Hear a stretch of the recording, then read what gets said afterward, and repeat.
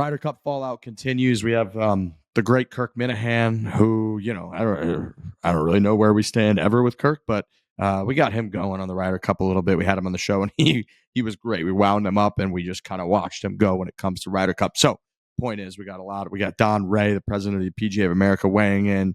We got Paul Azinger weighing in. We got everybody kind of weighing in on the Ryder Cup. So, a lot of discussion about the future, about what's happened so far, how to avoid it, and where to go. And it's all brought to you by Chevy and the Equinox EV. You got to leave that driving to the Equinox EV. Show up to the golf course, energized with available Super Cruise hands-free driver assistance technology and that 17-inch diagonal center screen. The Chevy Equinox EV, boys, is it's the best in its class. It is the best in its class. We took our Chevrolet all the way up to Woodloch Pines and Woodloch Springs Golf Resort, and that video is out on our YouTube right now, so make sure you go check it out. It's 2 Trents versus 1 Frankie. Chevrolet is obviously always there for us when we're on the road.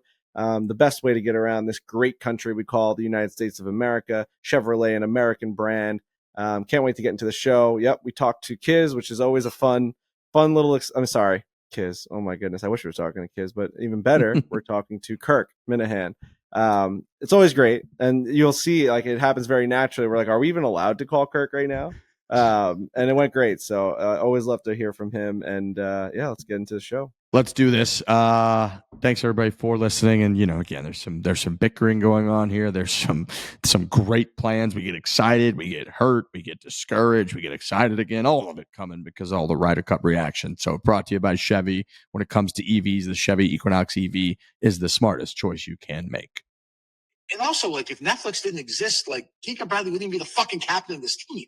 That stupid show is on there, and like Keegan got fucked over, so the PGA felt that and picked him. They're so fucking dumb. They don't know what they're doing. I should be in charge of this fucking thing.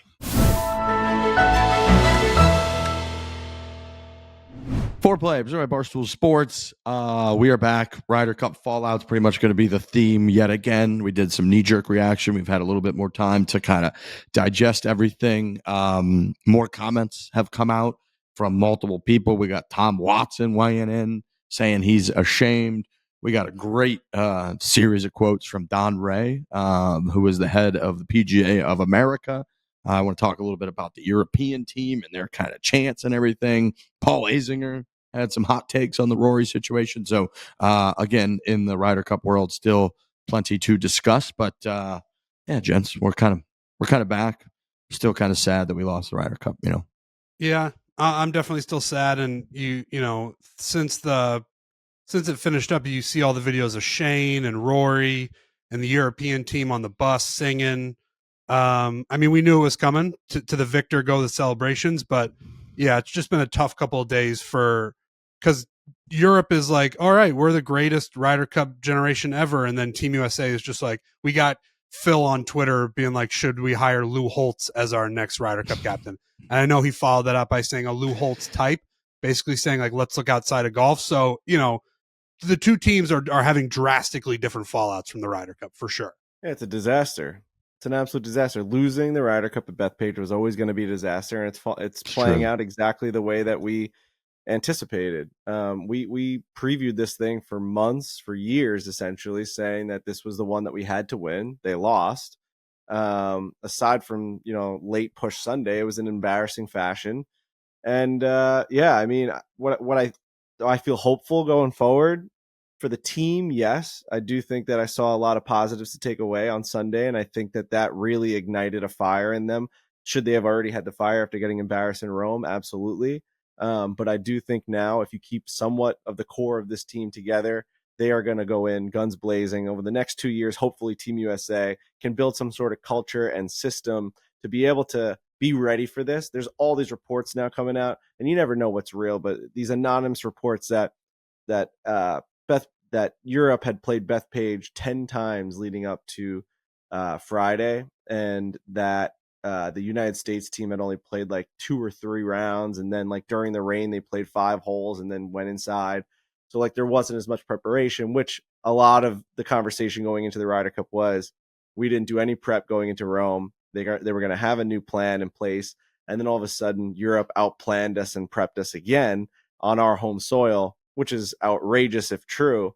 And it might be. You don't know what's true and what's not, but I mean, people are saying that and we know for a fact they were posting Europe was here for a long time. They went to Friar's Head. They did all these buddies trips leading up. They played that. We were at Bethpage playing our video as Europe was there. And that was like a week and a half before the Ryder Cup even started. Mm-hmm. So, I mean, the writing was a little bit on the wall that they were preparing a little bit more. So hopefully all these things start to change. Losing brings hopefully some resolve. And that makes me feel a little bit hopeful. It is always going to be true that if we lose, all of those things are going to get brought up. There's going to be a lot of finger pointing. And if they would have lost, there'd be a lot more finger pointing on their end as well. And people would be, picking apart everything. Did they over prepare? It's like, how many times can you play a course? If they were there a week and a half before, Bethpage was playing quite differently, did they? And so I truly believe you'd get it on both sides. I think no matter what, one team loses the Ryder Cup, and it really does when you're on the road, you get away with a lot more because it's just historically way harder to win on the road. When you lose at home, you lose in the fashion that we were losing for, 80% of the Ryder Cup. There's obviously going to be a lot of questions, and we'll never really know the answer of how much does Luke Donald sitting there talking about bringing in their own sheets for the beds and covering up cracks in the bottoms of the doors.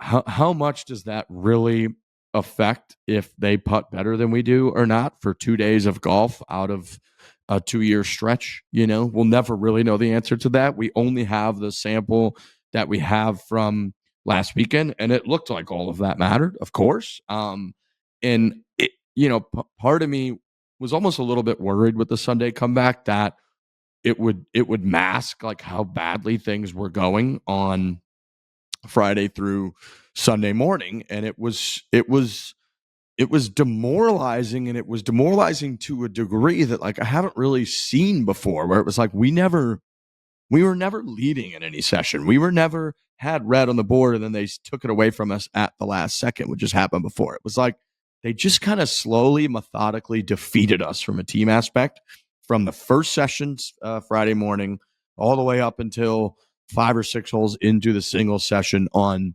Sunday. And, I think that there does need to be some sort of deep dive into how you make your players as comfortable as possible, because I think that if all of the American players are as comfortable and prepared as possible, and all of the European players are as comfortable and prepared as possible, I think our players top to bottom are just a little bit better historically, year after year, world ranking points, all of that, and we will defeat them. But I think that it clearly shows that they're just more comfortable. They're more confident out there.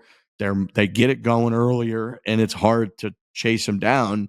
And our guys do seem a little on edge, like Scotty did seem. And Scotty on Saturday played pretty damn well by all counts. And I think said they were 9 under through 16 holes and lost to 11 under through 16 holes. So it wasn't like he played horrible, yet he did seem like every time they panned to him, he seemed on edge. And he has the weight of the world on his shoulders, but so does Rory on the other side. So I just think we truly do need to do a deep dive into what could we do institutionally to make our guys as comfortable as humanly possible when they tee off Friday morning all the way through the end of the day Sunday. And that whole process is not an easy answer, but they have a much more sophisticated operation finding out that answer than we do. And I just think we need to commit to like wholesomely trying to figure that out. Yeah, and I've seen more buzz since we did the podcast about Keegan Bradley being the captain again. That was Frankie's prediction or suggestion for Ryder Cup in 2027.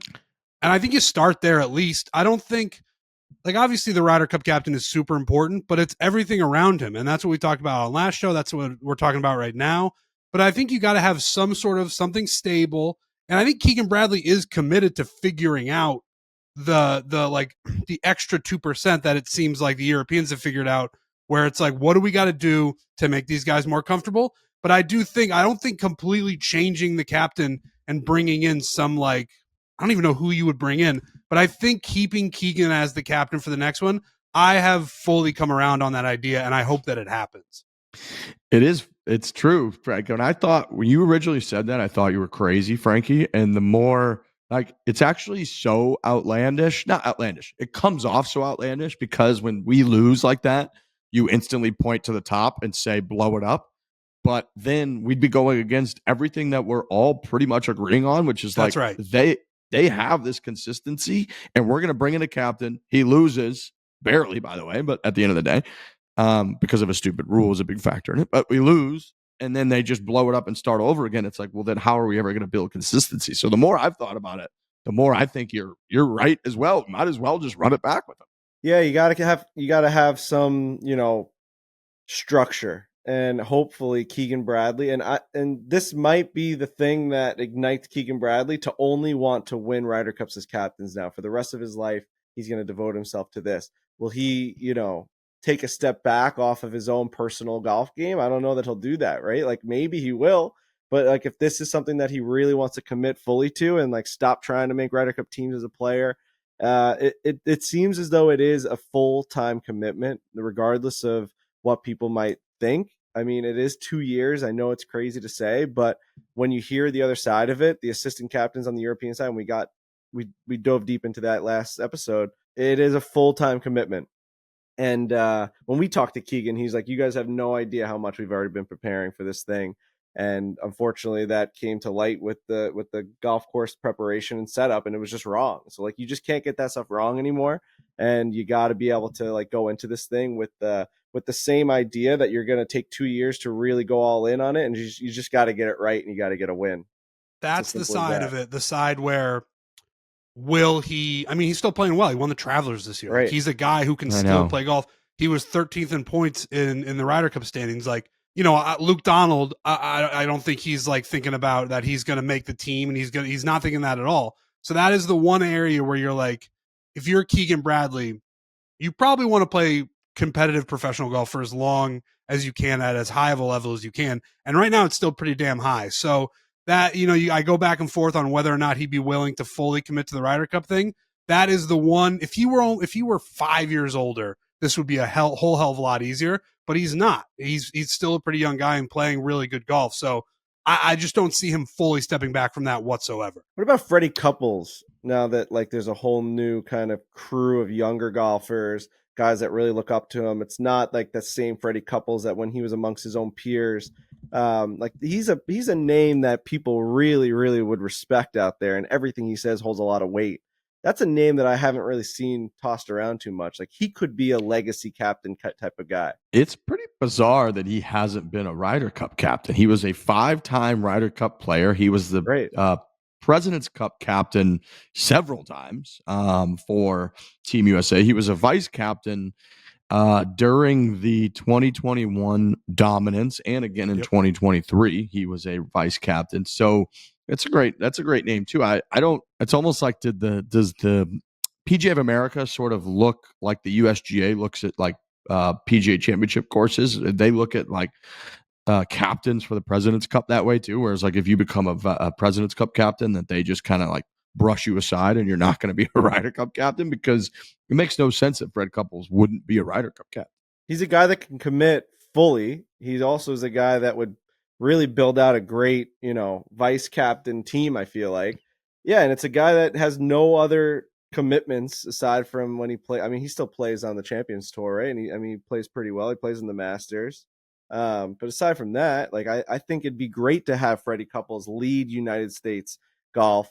And when we think of that Ryder Cup team, you're constantly thinking of this like holier than thou name. You need that a little bit. Not that Luke Donald is, but like he kind of is. Like 4 Ryder Cups as a player, 2 Ryder Cups as a captain. They're calling him the greatest Ryder Cup captain of all time. You see him walk around the golf course. He's got this aura to him right now. We need that. Like, and I know that's going against what I said about Keegan Bradley and like having that consistency. But my main point about the consistency is like, if you find someone, you just keep them at this point. So like, if it is going to be Keegan, let's just run the table with it. If you are going to switch to someone like Freddie Couples, let's run the table with it. Let him just take, this is like the United States development hockey team. I want like these guys having meetings every single week, every single month. I want them going to Minnesota and like having tryouts and having guys like compete against each other. I want this to be a team that like legitimately all they do is breathe, eat, sleep United States Ryder Cup team. That's all I want. And I could see Freddie Couples running like a legit, a facility, right? Like down wherever he's living. He's living in California and like Palm Springs, whatever. If he's out there, it's a Ryder Cup facility. And like you walk in there and he's got all the pictures and all the banners hanging. That's what we need right now. You know what I mean? Like we've got no heart. We've got no like history. There's no like feeling with the team. It's like we just keep showing up and we just keep losing. There's got to be a systematic overhaul. The name I want to stop seeing, and it hurts me to say it, is Tiger Woods. Because to me, he's a really busy guy. He's Tiger Woods. And he's more of a captain. If we had won 3 Ryder Cups or 2 Ryder Cups in a row, and the team is just humming, and they're like, all right, let's get Tiger a Ryder Cup captaincy, get him a Ryder Cup win. That'll be huge. The players they already know what to do. That, he doesn't really have to run a whole lot, because I don't know how interested he is in that anyway. That to me seems more like a Band-Aid and a legacy thing. The Freddie Couples pick feels more like, if he's into it, or Keegan Bradley pick, more of the speed of what we're talking, where it's like, all right, you're going to take this and run with it. Where Tiger feels more like a legacy Band-Aid than a systematic, all right, let's take this thing in and dominate for the next few years. Yeah, look, I'm going to be very excited if they make Tiger the captain, but I don't think it's the best choice for sure. I agree with you. I think that it was like our boy Robbie Mack that kind of ran the President's Cup captaincy, if we're honest. And Tiger, not that he wasn't into it, but Tiger is a man who basically builds his life around trying to find out how he could commit the least amount of time to other people needing stuff. And he's had that for 30 years now, 35 years. He's felt that way. And so it's not that he won't want to win as badly as someone else will want to win. I think that he will. But I think that he has built up such a wall of privacy, of wanting to be left alone, as one could imagine, living that goldfish type life. And he's very anti-media, and his relationship with the media and all the things that have happened in his life, that I just don't think he's going to be able to be this comprehensive, like full-time job Ryder Cup kind of warrior that you need leading it. And the more that continues to come out, it's like Eduardo Molinari is like a full-time Ryder Cup data savant. That is his life. That's what he does all day, every day, for like a job and a life. That's what he does. And he's not alone. Like, yeah, he's the main data guy, but then from like a morale standpoint with the Spanish contingent, it's like Jose Maria Olazabal. That's like what he does for those years, is he gears those guys up for the Ryder Cup and his little pod and Rahm and Hatton and the whole thing. And we just don't really have that. And it is almost like you need to commit to someone. Keegan made multiple comments about like, oh yeah, there's some learning on the fly that definitely goes on when you're here Friday through Sunday. And it's like, that is understandable in the position that you've been put in. But if you continue with a captain that you had prior, if you go back with a guy like Keegan again, or the guy like Keegan, like he's been there. He understood how things unfolded, the decisions that needed to be made, the mistakes that he did make. Like he knows that. The vice captains that were good, that were bad, the parts of it that they contributed, the parts where they didn't contribute, where they needed to. Like all of that he now knows and has that in your brain. So even if it's almost like we all need to take down our own personal like wall of finger pointing at mistakes that were made and be like, yeah, but he's now in a position where he's more likely to make less mistakes than another new captain, because another new captain will be doing what he did last year. And it's like that system is kind of what we've continued to do, and it's clearly not working. Is there a difference in the way that they value points for making Ryder Cup teams between the European team and the American team for like making the squad? I don't believe so. It might be a little different, but I don't think it's generally too different. Like, did it just pan out for them to continuously keep the same team? The only thing they had to change was just one initial in the Hogard department. And for us, we had like 5 new guys come in from the last time, and from when we were in Whistling Straits, it's like a whole different team every single time. Well, I think, the hard part about that is that a couple of our top dogs are just playing like shit. Like Spieth's playing like shit. Like Brooks Koepka had a shit year.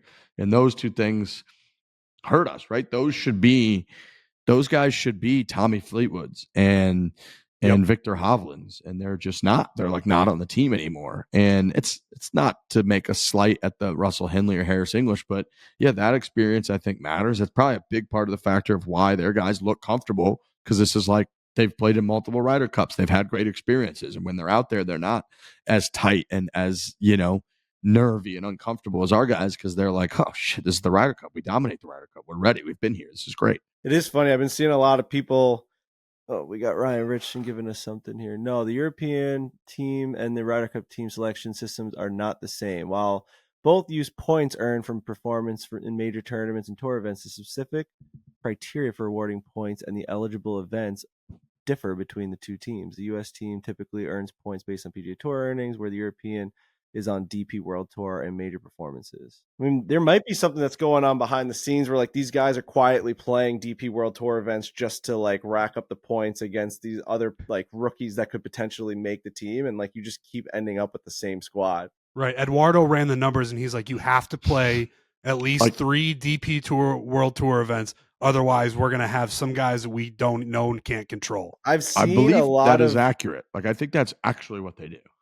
Right, fucking which is genius. Like, if pretty they do. alarming that like they care. That it's so eye opening to see how much they do care about that. And when you have a guy like Eduardo and all of their team that is fully invested in making sure that their team is the best possible team possible, they're going to do whatever they can to get that group of 12 to be the best group of 12 that Europe has, as opposed to just like who's playing the best recently.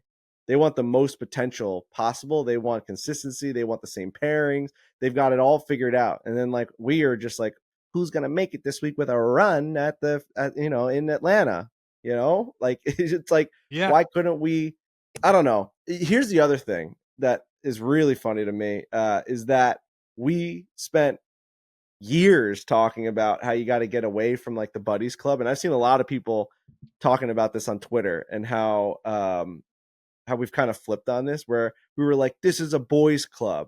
And like, you got to just pick the best players. Enough with the boys club. Like, we don't need guys who are just friends anymore. And then like, after we get our dicks kicked in for 4 straight years, we're like, we don't have enough like boys parties. And like, we don't have these guys going on guys trips, and they're not buddies. Like Keegan legitimately basically cried on Netflix being like, I'm not a part of the boys club. Like we got to switch that. It's got to be guys that earn their right there. And then we take our pitchforks and we charge at these guys being like, you need to be closer friends. Like, what is it? Is it the best players that are playing the most consistently leading up to the Ryder Cup? Or is it the people that play the best together and are friends and have that camaraderie and like they're a team, right? We think about how that juxtaposition between the conversation we probably had 4 years ago, or I'm trying to think, even like before Whistling Straits, right? Like there was that whole boys club, anti-boys club movement that happened. And it's funny to see where we're at now, because once something doesn't work, everyone's like, you got to scrap that and go to the other thing now. It's like, we just hated that 8 years ago, despised it. I'm ready to use hindsight to my advantage and say we need the boys club back. That's what it seems like. We need the boys from the boys club to be playing great golf is kind of part also of the true issue too. That is true. Like DJ's a little bit older, but dude, if you go look at that 2021 team that won by 10 fucking points and absolutely boat raced the European team. Like, our number 1 player in points that year was Colin Morikawa, like points for the qualification system. DJ was number 2. Brooks Koepka was number 4. Tony Finau was number 7. Tony Finau, where the fuck is he? You know what I mean? Like, he's a phenomenal player. You go look at like Daniel Berger's had a bunch of injuries. Obviously, that's a bummer. Jordan Spieth was 9th in points, and those guys went out and got a shit ton of points that week and were boat racing the Europeans. And it's like, it's there's so many things to finger point at, but I think that's also a part of that where it's like nobody from 2016 through 2021 would have guessed that like Jordan Spieth wouldn't be making President's Cup and Ryder Cup teams. Like that's Right. He's the golden boy. He's Jordan fucking Spieth. What's he like, 32 years old or something? It's like these guys. So, you know, again, we're not putting all of the blame on any one thing, but it does feel like this sort of combination and buildup where it's like, you know, their version of Jordan Spieth is like Tommy Fleetwood, let's say. And Tommy Fleetwood is playing the best golf of his life leading into the Ryder Cup. He just won at East Lake, his first win in his career. He'd almost won like 5 tournaments in a row leading up to that. And then, you know, our guys are kind of faltering and you know, and they have everybody has ups and downs in the whole thing. But I'm looking at Tyrrell Hatton, right? Like Tyrrell Hatton's kind of I would say a middle of the road kind of guy for their team. Yet when you look at it on paper, yet he seems unbeatable in the Ryder Cup. Unbeatable. He's out there with Rahm. They put him out there in the afternoon on Saturday because Hovland was hurt, and he's going out there getting points. Like he got the half point at the end to win the Ryder Cup. And if you look this year, he has played in 3 DP World Tour events this year. He played the Hero Dubai Desert Classic, which he won in January. And then in September, he played back-to-back. He played the Irish Open and the BMW PGA Championship. And then he played in all 4 majors, finished 14th, 60th, 4th, and 16th. And so it's like he's able to rack up a lot of these points, get himself a spot on that European team, and kind of has figured it out. And I just think like it's such a combination of the leadership and all that and getting everybody comfortable. And the boys club needs to play better. And all of that is like they beat us by 2 points. So it's like we got to really win. If you flip one match where we lost and we just win that match instead, it's 14-14. And it's so it's not like we're that far off. It does feel like that little bit of an edge that they seem to find through all the stuff that they do is the difference. And then when you add it up now, it's like the small sample size thing, which I agree with a lot. But then you zoom out and it's like for the last 30 years, we are 4-11 in the Ryder Cup. That's just unacceptable. Yeah, that's like unacceptable. Yeah. What would the ultimate boys club be right now if you had to pick the ultimate United States boys club rider team? JT, Spieth. Scotty Scheffler, Sam Burns. You got to like Scotty combos. Scotty, JT, Colin, Spieth, Ricky Fowler.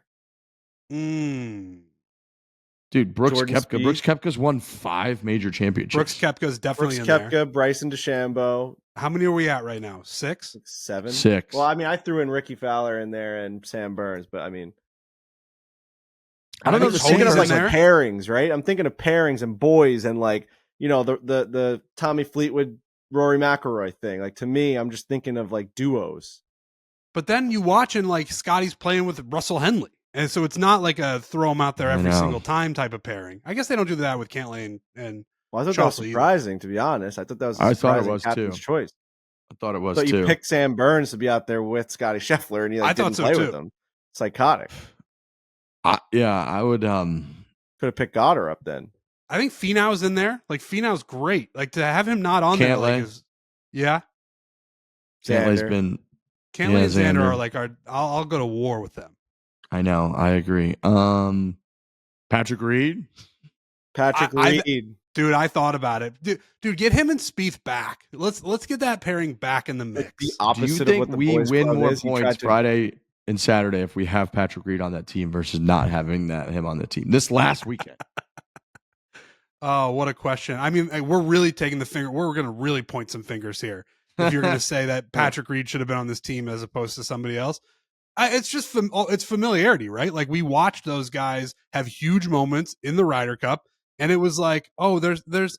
I get to where you say like, all right, you throw Patrick Reed into a mix like that, and he ends up like dividing the locker room or something. But that isn't what it usually ends up happening.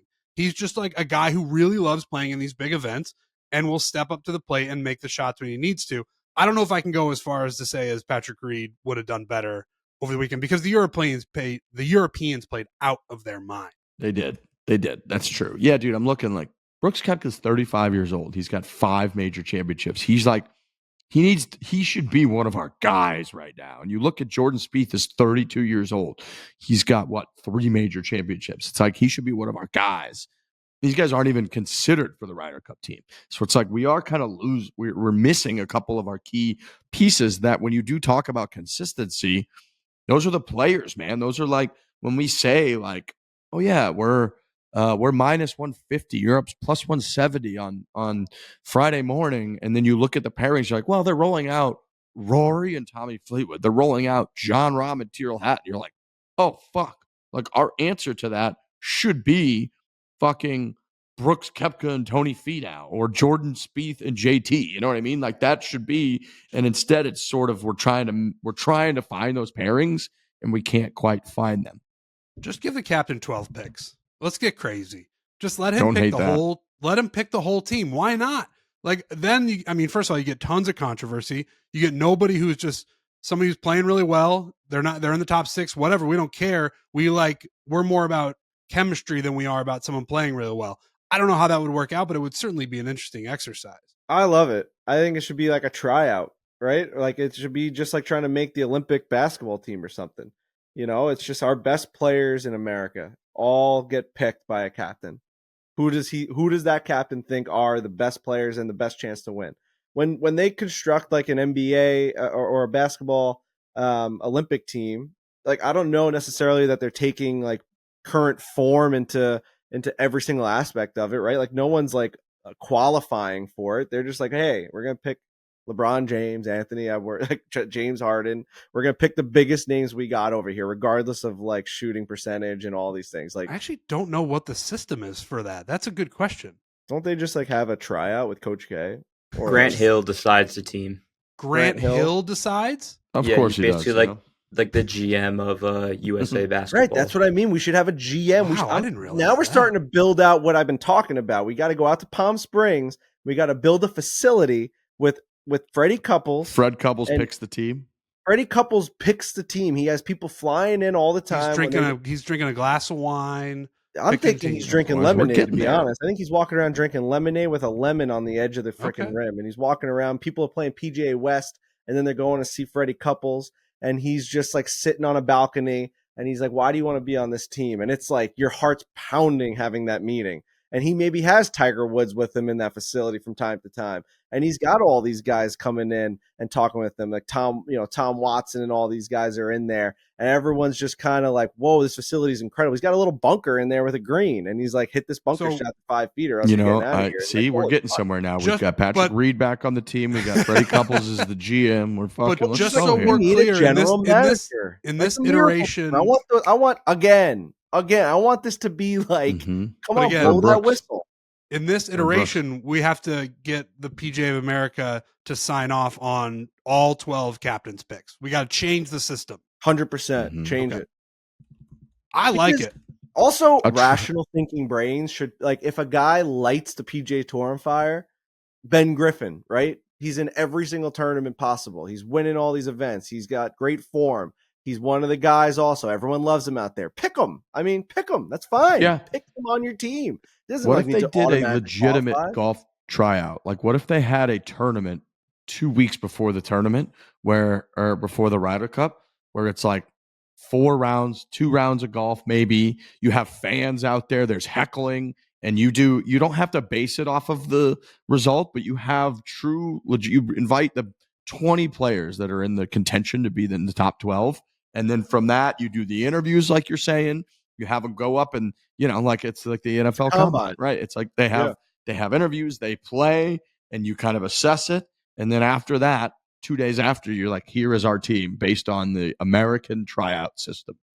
Anyone listening to this is like, that may be thinking this is stupid. I think basing points off of a 2-year system, a guy winning a major 2 years ago and just being like, now you have more points than someone else. I think that's just as stupid as being like, we're just picking Brooks Koepka because he's an awesome American golfer that has won major championships and we're going to pick him. I don't think one decision is better than the other. Xander making this team based off of points and his current form was like not that great. Colin Morikawa's form was not that great. They just made the team based off of points. Like that's the same thing as just picking. That system is just as dumb to me as picking just a big name that you just want to be on that team. So I don't know that one decision is better than the other. I think this decision gets the camaraderie going. It gets the consistency going. 12 captains pick, facility, flags, banners. I want a United States Ryder Cup team facility built and constructed now. Yeah, because the 6 qualifying picks pigeonholes the captain, right? Like, you correct me if I'm wrong, but Harris English was number 5, right? Yes. So he never hit his own ball, I don't think. Right. So you're kind of like, all right, Harris English seems like a nice enough guy. You know, I don't really know that much about him in terms of personally, but like that's one where you would maybe be like, if there were 12 captains picks, who knows if Harris English is on that team? Again, hindsight is undefeated, so we're doing that whole thing. But there is a shred of truth to it. Yeah, there is. And look, like Russell Henley is number 3 in the world. There's no way Russell Henley wasn't making that team. Even I think if you do captain's picks, like Russell Henley is going to be on that team. Harris English is 10th in the world. I still think it would be a little bit tricky to keep him off that team, but yeah, but you're right. And look, Keegan's 14th in the world and like didn't pick himself on the team. And so you kind of, it is tricky. It's extremely tricky. I don't think going off the points, like Colin maybe is a name, but Colin was also a captain's pick. Like they could have left him off if they wanted to leave him off. And so it's tricky, man. It's just tricky. We're going to point fingers at everything. And if the solution was easy, we would have had it like years ago. But I think when we started doing this podcast 9 years ago, it's like we were having pretty similar conversations, I think. Probably. Who's going to be opposed to it being 12 captains picks? Guys that shouldn't be on the team that played their way onto the team? Like, sorry, like you just don't get picked. There's a reason you didn't get picked out there, whatever that reason might be. You know, like that. I just leave it up to the captain to make a bad decision. Then I'd rather live in that world. Well, it really opens up the captain for criticism. That's what it does, because you are going to end up probably picking somebody who you just think you have a gut and maybe past performance in Ryder Cups is a part of it. But there's going to be a couple of guys who, under our current system, where guys would have qualified in the top 6, don't make the team. And then if like the guys you pick don't perform, you're going to get crushed. But if you win and your system works, like Riggs said at the beginning, and like we said for the past couple of weeks, the winners write the history books. So you just get to say, yeah, we did it right. That's just, if you lose, you're going to, the same thing that's happening under the current system, which is we're picking everything apart. We're pointing every single finger at every single person. It's going to happen again. So what's really the difference? It's called putting your nuts on the table. Put your nuts on the table. Put your nuts on the table. Rational thinking. Put your nuts on the table. Rational thinking and putting your nuts on the table is what's going to get us a win in Ireland. I hope you're They right. got to get that facility built. I mean, they got to start laying the foundation. Like it's going to take with code, with like drawing up some blueprints of this facility. The blueprints, the codes, the electrical wiring, all that stuff's going to take a while. I mean, by the time that thing is done with the green and the bunker and everything, we're looking at 6 months out of Ireland.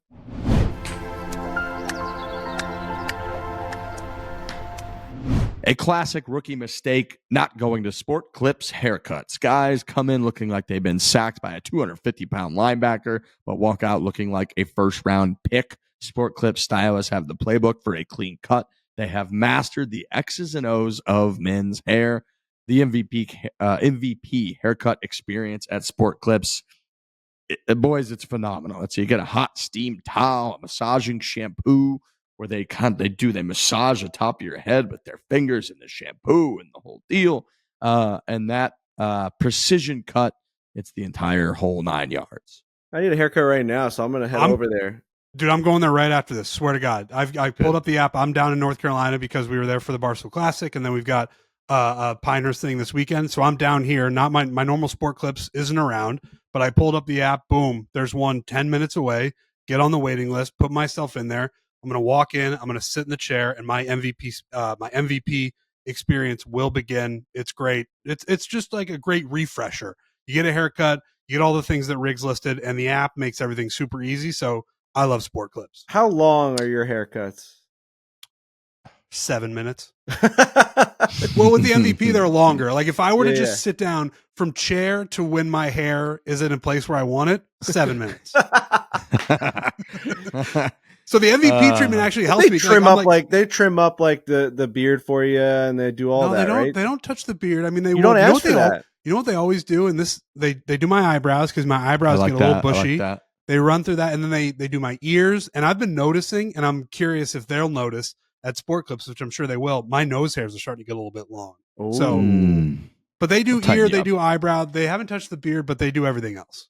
Dude, I love when they do the electric razor like on the back of your neck and they the like go best. down a little bit. And What about my when you buddy have an Alex itch on your Sheen in head? college used to fall asleep all the time whenever they would do that. It's very nice. Dude, when you have an itch on your head, like as they're doing it, and I like for me, like they'll always like comb the back and kind of like snip it. I know Trent probably just goes with the razors, but like for me, like they're getting the hairs going through the comb, and sometimes I'll have a little bit of like itch, like maybe somewhere in like the top left of my head, and I'm thinking like I'm gonna wait for him to hit that with the cone, and like it's a sicko with the comb.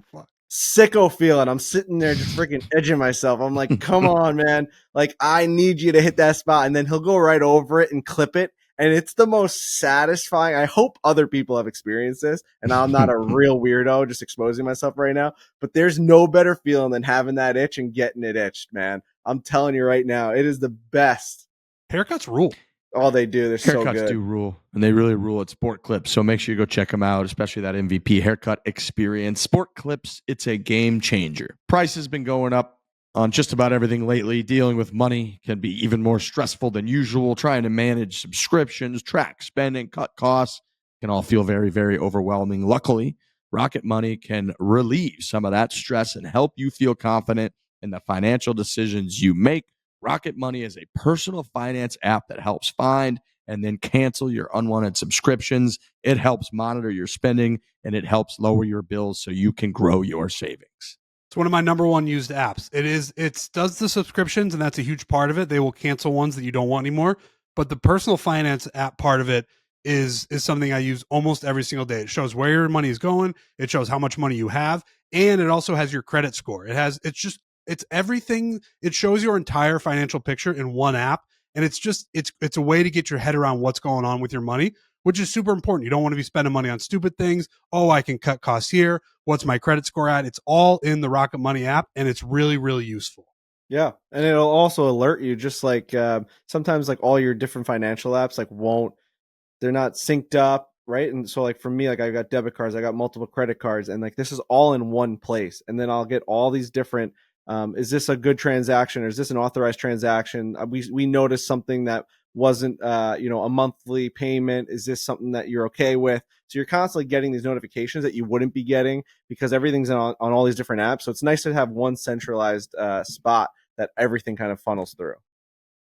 Really, really nice. I'm with Trent. It's one of my most used apps on my entire phone. Rocket Money's 5 million members have saved a total of $500 million in canceled subscriptions, with members saving up to $740 a year when they use all of the app's premium features. So cancel your unwanted subscriptions and reach your financial goals faster with Rocket Money. Go to rocketmoney.com/Fore today. That is rocketmoney.com/FORE. That's rocketmoney.com/Fore.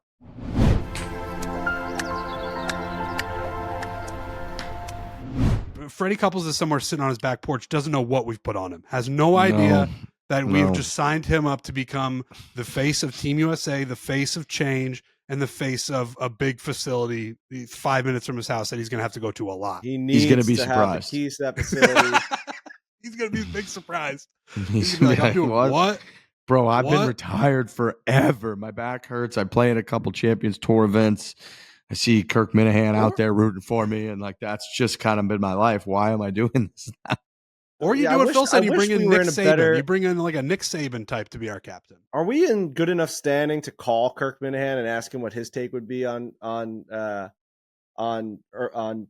Freddie Couples not being a captain and why that hasn't happened? It's a good question. I can never really tell what kind of standing we're in with Kirk, to be frank. To be That's a frank. miss because like that. This is perfect time to give him a call. I could He might try. be doing his show. Let me see what he says. Tuesday, Wednesday, Number one Thursday, Freddie Couples Friday. fan on the planet. Mhm. Without a doubt. They're Is he back recording live. right now? We could check.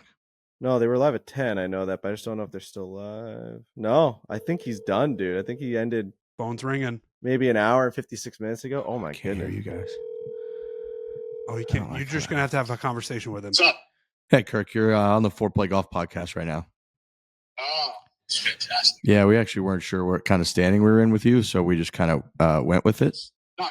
Say not great, but yeah, what's going on? Do you mind weighing in on thoughts of Fred Couples as the Ryder Cup captain? Sure. Yes. I don't think it's going to happen. I heard Frankie and Trent say that they should bring Keegan Bradley back, which is just unbelievable. I don't even understand the thought, but the guy who ran Chernobyl. Well, he's there already. Let's have him do it again. Can you hear us? Yeah, hold on. So I'm trying to figure this out. Whenever I call him, my headphones go to my phone, and then nobody can hear each other. So I put my headphones away. Let me call him back real quick. I have to turn off Bluetooth so nothing goes on. Yeah. He's gonna think we hung up on him. Yeah, I had to cut up. Yeah, what's up? You guys. I'm sorry. I wanted to make sure you could hear them as well. So now you can go on. I couldn't hear them. You think? Like I said, I heard Trent and Frankie say the next Ryder Cup captain should be Keegan Bradley. It's insane. I don't even understand that. Well, Kirk, I think on our part, it's more about consistency we're trying to find. So I'm saying we keep making changes. At the end of the day, we need to have consistency. Europe has consistency. When they go to a Ryder Cup, they know exactly the system in place. They know the plan. So I just want to I don't want to keep taking guys out and putting guys in. I'm fine with going Freddie Couples. I brought it up today. I think you need a legacy type guy that can talk down to these people, put them in their place, and say, if you don't win here, you're off my team, but I'm going to be here, and we're going to start winning fucking Ryder Cups because we have a system in place. We need a system. Well, yeah, I got to bring back the worst captain ever because he was the captain last time. For consistency's sake, doesn't make sense to me. Freddie's too. I would love Freddie to be captain. He's too old. I don't think he's particularly analytically intuitive. When he was the President's Cup captain, they would ask him questions. He'd say, "I don't know. Jay Haas doesn't know the work. I just walk around." That's what he would say. So, I would love for it to happen. I would then root for America. The thing is, I have no answer. I don't know who, Tiger Woods, I don't think he's going to be into it. I don't think he was a very good captain in Australia. He happened to play well. So I don't know what the answer is, but they are. But this is what happens. They had a system in place. Stricker was a great captain. Then they lost once. And they blew the whole thing up again. I would bring back either Steve Stricker or Paul Azinger is what I would do. I would bring back one of the two winning captains. They both had plans in place. They both knew what they were doing. They didn't break the entire time for 2 years and go that way. I don't think Justin Leonard's the answer. I don't think Keegan Bradley's the answer. I don't think Stuart Sink or Brant Seneca or any of these assistant captains are the answer. I would go with somebody who's won before. Now, they tried that with Watson. Obviously, that didn't work well. But Stricker and Azinger are both pro player guys. So I would go that way. If I had to pick one, I would pick one of those two. My heart would say Freddie, but I don't think that's going to happen. Also, Freddie's going to be 68, or I'd maybe go Lou Holtz. One of those three guys.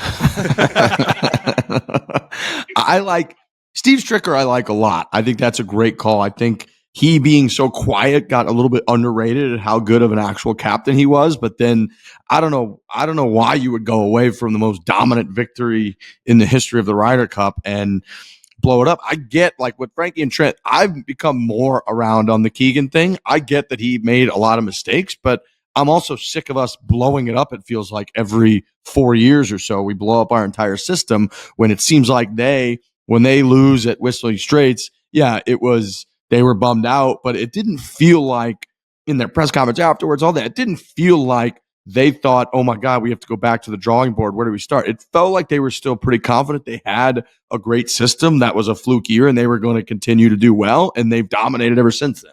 Here's the thing that's, I think, hurt the Americans the most more than anything else is they have lost stars. Spieth was not in this team. Dustin Johnson is still only 40. Brooks Koepka won 5 majors. Patrick Reed, Ricky Fowler. Max 2 years ago was the best player. Look, Max is a good name. Brooks Koepka 4 or 5 years ago, you're thinking he's going to win 10 majors. Jordan Spieth 6 or 7 years ago, you're thinking he's going to win 8 majors. They're both gone. Europe doesn't lose guys like that. They disappear like that. These guys kind of keep dropping off the map. So that's a huge part of it too. Now you have guys like Sam Burns and Harris English, puds, as opposed to big stars. Now, you can bring Keegan back, but again, I keep going back to this. Details matter. When Scotty said that Ted Scott and Henley's caddy got together and decided to switch who's going to tee off on which holes before the match, the day of, Europe, that would never happen. Molinari has that set up years in advance. They already have a plan for Ireland 2 years from now. They have a game plan in place. Fleetwood, McElroy are going to play together. You know, Rahm and Hatton are going to play together. If Rose still makes a team, you know he's going to play with Fleetwood in the 4-ball. Like there are, you know, Ludwig and Hovland are going to be there. Like they're set up. The U.S. is a fucking mess right now. I think they're going to get rolled. Again, I would say like the last time the U.S. won a Ryder Cup in overseas, Raymond Floyd was on the team.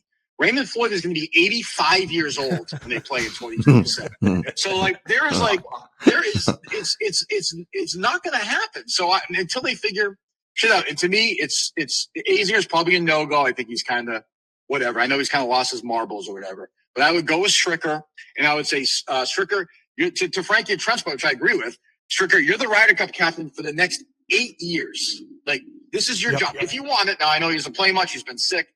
But like whoever that is, whether it's you pick a guy, whether it's a guy analytically they like, whether it could be Bones, it could be Joe LaCava. Like baseball managers, catchers, the best managers. Sometimes I think a caddy would be the best captain. Who knows more than them? Who does more legwork than them? Give one of those guys. Give him the job for 8 years and say, right now you're hired X amount a year. That's another break the Europeans got was that Luke Donald, A, the Stenson thing, and B, that Luke Donald's not good. Like he's not good at golf anymore. Keegan's still good. Like Keegan's a guy who I bet wants to make the team in 2 years. Yeah. Like why does he want to? So they have a lot. I've been thinking about this a lot the last few days. They need to figure this shit out because right now, once again, as they always are after the Watson thing, after the Corey, they're always lost at sea about this fucking Ryder Cup process.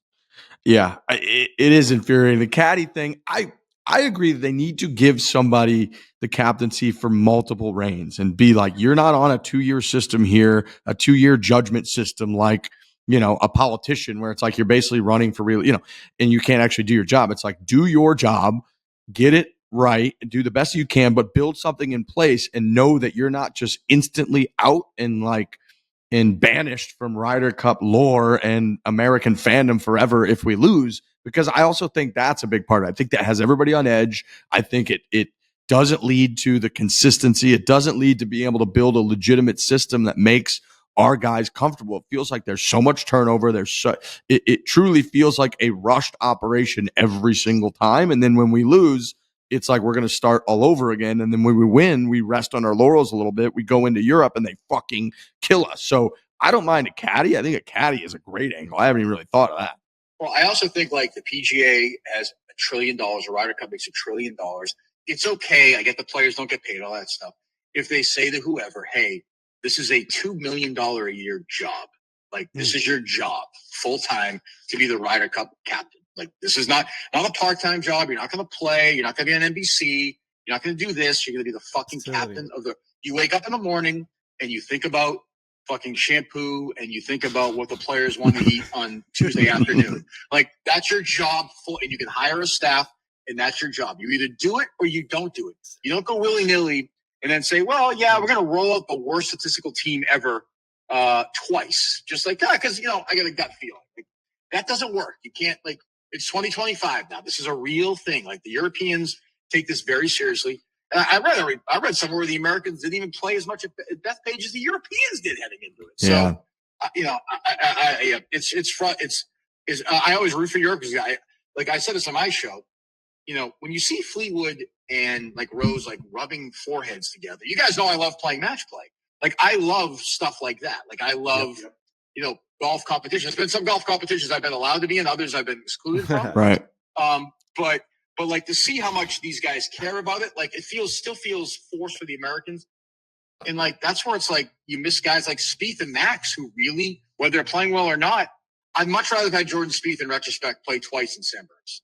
Like at least he's into it. We came up with the idea. What do you Kirk? What do you think about 12 captains picks instead of 6? Let him pick the whole team. I'm fine with that. I got no problem with that. Like the guy, I was actually thinking that this morning.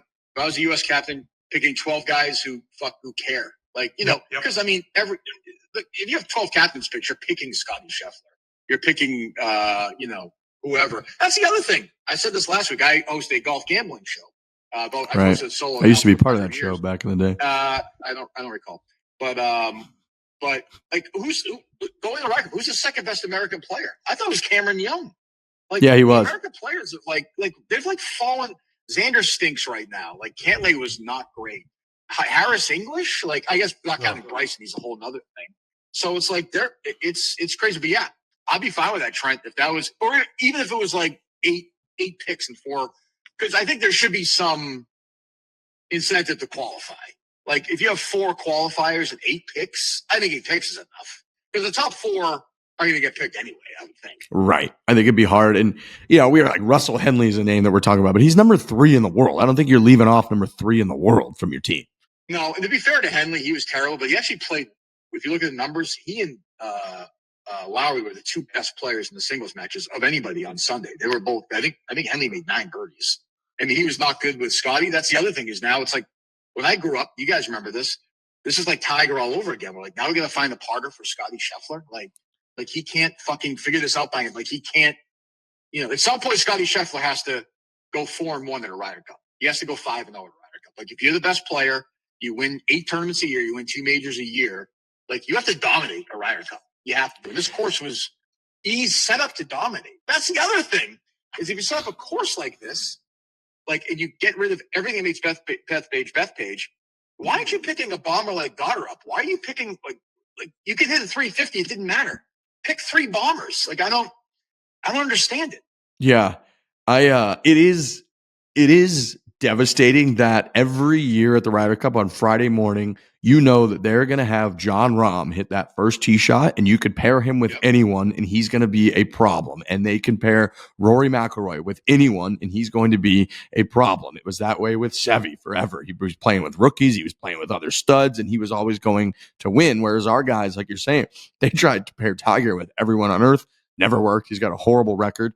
And Scotty now, it's like they cannot find him a partner, whereas they are so that they already have it etched in stone that Jon Rahm's hitting that tee shot when they go to Ireland in 2 years, and everybody knows it, and there's nothing we can do about it. Yep, they're set up. Hatton's playing with Rahm. I can tell you right now, that's the first match out for Europe right now in Ireland, 2027. Right. They're going out first. And the Americans, other than Scotty, probably Bryson, and I'll give you Xander. Like, I can't promise you anybody else is going to be on that team 2 years. I don't. And now, one of the captain's picks I said before I would have made was Jackson Coyven. Like, that's what that's what Europe did with Ludwig 2 years ago. Like, you put him in that there, would have been awesome. You put him in there, you play him twice, you put him with somebody, and he gets experience, and then he's more into it. And then 2 years from now, when you go over there, he's already better off. Because I think Clanton and Coyven will both be on that team. Like, but they don't think like that. They think of, like, they still in this weird, like, and also, like, if Netflix didn't exist, like, Keegan Bradley wouldn't even be the fucking captain of this team. That stupid show is on there, and, like, Keegan got fucked over, so the PGA felt that and picked him. They're so fucking dumb. They don't know what they're doing. I should be in charge of this fucking thing. Yeah, but I root for Europe, so I'd probably fuck it up on purpose. It's almost like too ceremonial. Not that I would ever purposely ruin a golf event on purpose for my own, out of my bank. You're a better man than that. Everybody knows that. I would never do that. No. I would simply never do that. No. Yeah, being on a U.S. team is like almost too ceremonial. It's like the honor of getting picked and qualifying. Like we got to start like breaking some hearts and feelings and just pick the best team. That's like what it just needs to turn into be. Yeah. Like I saw Patrick Reed was playing pretty well heading into the thing. It's like, you can just, if Keegan's like, you know what? I need an asshole out here. I need somebody the crowd's going to get behind. Pick him. And I'm going to pick Patrick Reed. I know it doesn't make any sense, but I'm going to play him twice. I like him in this format. He's a great putter. I'm going to pair him with Scotty Scheffler or some great, as opposed to Colin Morikawa. Because you're right, Frankie. Morikawa is a perfect example, right? That was like a pick that was based entirely on reputation. Like, he was going to get picked no matter what. He did not deserve to be on the team. He's been awful. But you knew when Keegan picked him, I was like, oh, okay, he's that kind of captain. Like, he is doing what captains always do and pick the safe guys. Like, I would have picked Coyven over Morikawa 10 times out of 10. I'd rather lose that way. Yeah. Yep. Yeah, the rather lose that way part. And yeah, that is just a system that they have. And I think all of those points, like the ceremonial part of it is what the Ryder Cup to the USA has been for so long until the 80s when the Europeans, and it's still that way, but we were able to get away with that up until the 80s when the Europeans completely rehauled everything that they were doing and put their soul and their entire continent, golf-wise, like heart and soul, into figuring out how to beat the Americans. Whereas we're still kind of resting on the fact that we're lower in the world rankings. We're better individual golfers. We are going to put ceremonial people in the captain spot. Not every time.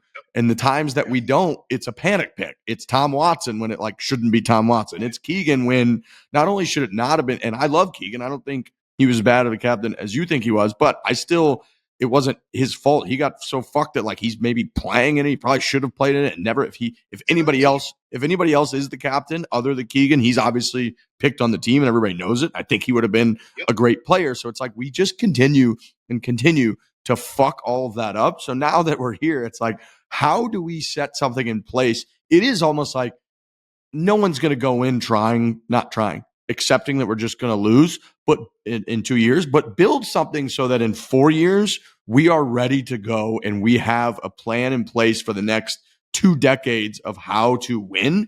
And you don't have to build the whole thing hoping to rush panic a win in 2 years, because even if we do everything right, we're still unlikely to win on foreign soil. We haven't done it in 30 something years. So build something out for the next 4 years so that when we get to that position, like you said, bringing in, if there is in 2 years, a player like Koivu, get these guys in with that experience. And it is such a good point. Like that is what Europe did with Ludwig. People almost couldn't believe it, where they're picking this guy 2 years ago in Rome. It was like European team has been gutted by Liv. Like, look at the players that are gone. Henrik Stenson, the captain, can't even be the captain. What are they going to do? And they boat raced us there. And then 2 years later, boat raced us in America. So it's like they have been preparing for that for decades, and they have a system in place. And we just keep kind of doing this rushed 2-year system. And every time it doesn't work, which is most of the time, we blow it up and try again. So I do think they need to fucking commit, whether it's giving somebody a captaincy for 8 years, have it be a caddy, have it be Freddie, have it be Stricker, have it be somebody, but commit to a goddamn plan. Yeah. I mean, I always think of this, like Tiger Woods is the most dominant athlete I've ever seen in my life in any sport. By far, I think.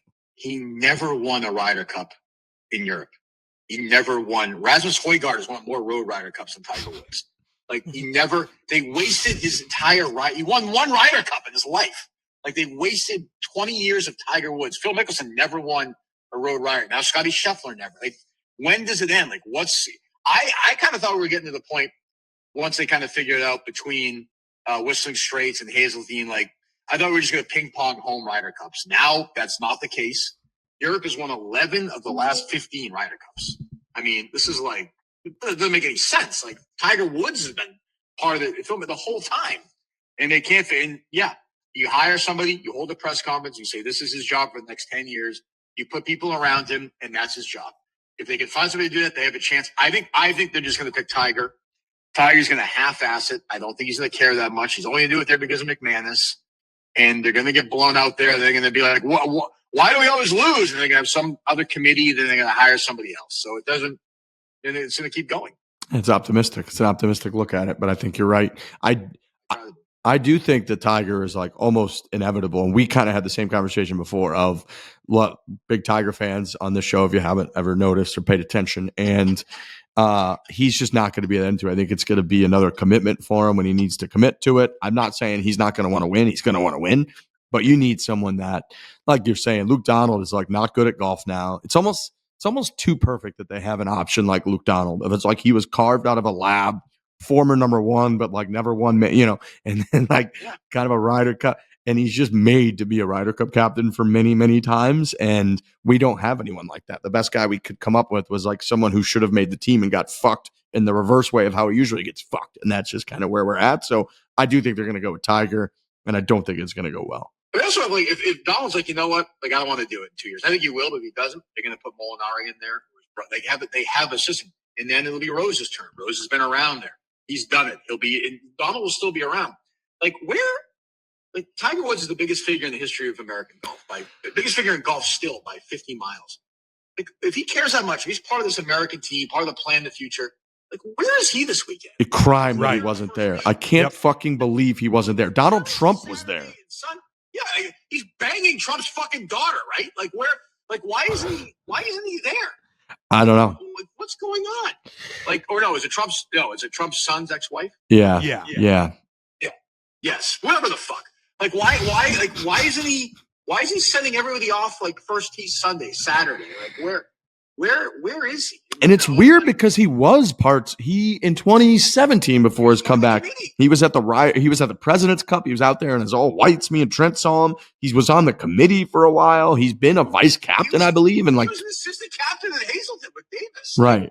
He was part of the committee. What happened? Did the PJ do something to piss him off? Like, I know, like but he was nowhere. Like, didn't even comment. Like, said nothing. And like, yeah, the other thing is this was going to be Phil's team. I actually think Phil would have been a great Ryder Cup captain. Like, all the things drive me nuts about Phil.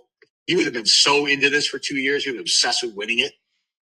He would have been fun. So that's where Liv hurt the U.S. Liv helped helped Europe because it got Stenson out, but Dom. So yeah, I don't know. We'll see. But yeah, it's a mess. That's for sure.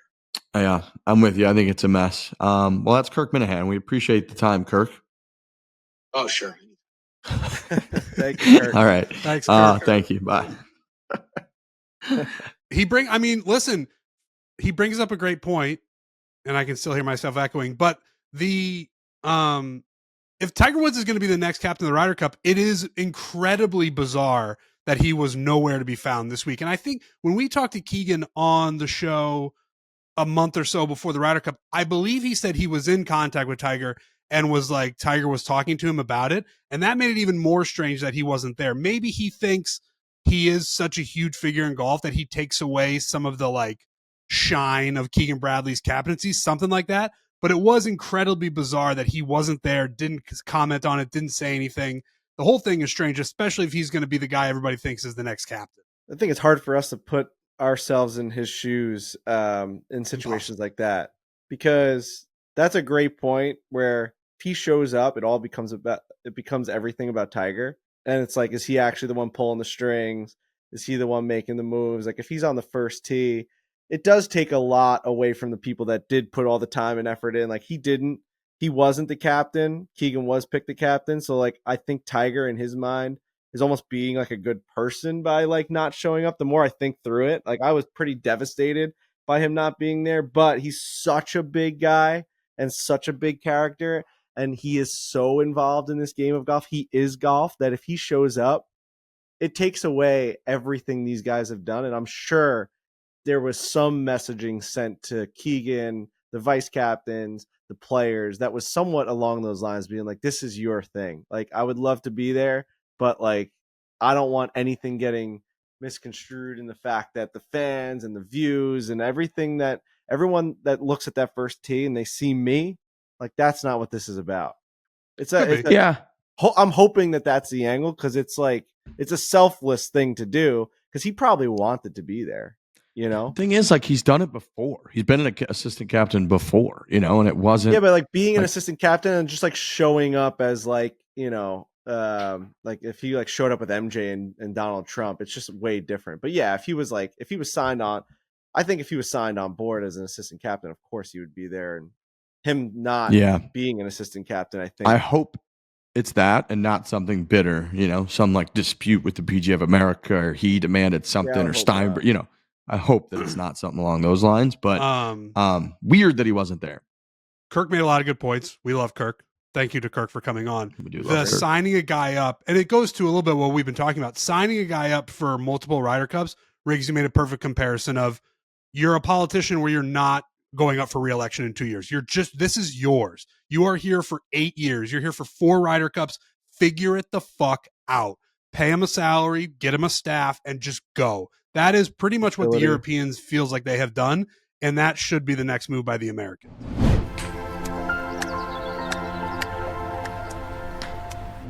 This episode is brought to you by Brex. If there's any finance folks listening, we have found something you're going to love. Meet Brex, Brex. It's an intelligent finance platform. It's built to give you both control and speed. We're talking corporate card, banking, expenses, and travel, all in one place. Brex ensures that the best companies can manage company spend, can automate expenses, and can get every dollar to the right place. We've been using this largely for us, for this crew here, the three of us. It's for expenses, which are an enormous part of our life. And boy, oh boy, have they made it more efficient. Yeah, we talk about on the show, the Barstool Classic just wrapped up, 25 stops all across the country. We go to a lot of them. We take a lot of Ubers. We take a lot of flights. We eat a lot of meals on the road. We just do a lot of things on the road. And the Brex app has really just made that a more seamless process. Nobody wants to travel all the time, and nobody wants to just keep spending money on the road. But if you're going to do it and you're going to do it for work, you want a way to get that money back and get it back quickly and efficiently. Brex does that. You upload the receipts. They fill pretty much everything out for you. You got to hit a couple buttons, but boom, it shoots off to your finance department. They take care of it. You get paid in a pretty short amount of time. For guys who kind of live on the road for certain parts of the year, Brex has been a lifesaver. Yes, it's absolutely enormous for us. So big thanks to Brex. We've been using it here at Barstool Sports for a while now. That's made a big difference. So you can learn more right now at brex.com/grow. That is BREX.com/grow. The show is brought to you by Body Armor Sports Drink. It was an interesting weather week out at Tobacco Road at the Barstool Classic. Luckily, Body Armor there. I mean, you need water, then all of a sudden it's raining. You're like, I don't know if I need water. Maybe I need something with some flavor. Body Armor's got great tasting flavors. They've got strawberry, banana, orange, mango. The biggest key is there's no artificial dyes, flavors, or sweeteners. So yeah, Body Armor's just been absolutely enormous for us, staying hydrated with your, golf game, and golfers like we are. You might be having another beverage out there as well, and you kind of forget because you're sipping one thing. Make sure you got Body Armor in you because it's going to keep you hydrated, and again, none of the bad stuff, none of the artificial dyes, flavors, or sweeteners. Body Armor has been huge for us. Last night I was driving home from Borelli's.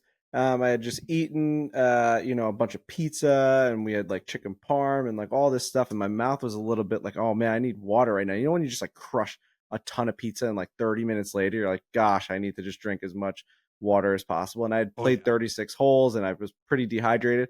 So I called a Pat on the way home. I'm like, I need you to get me one of those ice cold, those mugs, those tumblers, right? And I need you to fill it with ice all the way to the top and throw in some Body Armor sports drink. Yeah. When I get home, and she did it while she was on the phone, I could hear the ice crackling. You know, when you throw something on ice like that and it starts crackling, and I could hear it hitting the metal on the inside of the metal of the cup.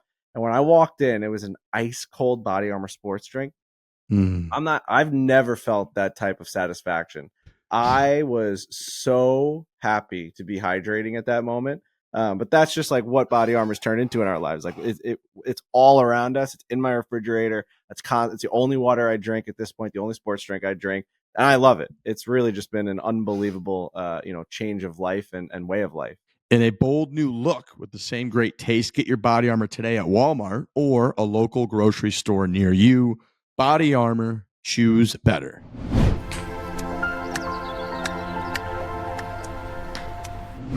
Tom Watson weighed in, who, he was once a winning Ryder Cup captain in sort of his heyday. They brought him back in a doomsday scenario like the one that we're talking about right now, to be the captain in 2014 and try to go get a win on foreign soil after the U.S. lost in 2012 on home soil. And that couldn't have gone worse. They lost. Phil had the mutiny in the press conference saying that he wanted to play. He was ferociously texting Tom Watson that he should be playing. Tom Watson wasn't, whatever. He put out a tweet on Monday that said, I'd like to congratulate Ryder Cup Europe on their victory. Your team play in the first few days was sensational. More importantly, I'd like to apologize for the rude and mean-spirited behavior from our American crowd at Bethpage. As a former player, captain, and as an American, I am ashamed of what happened. I'm done with this being the narrative.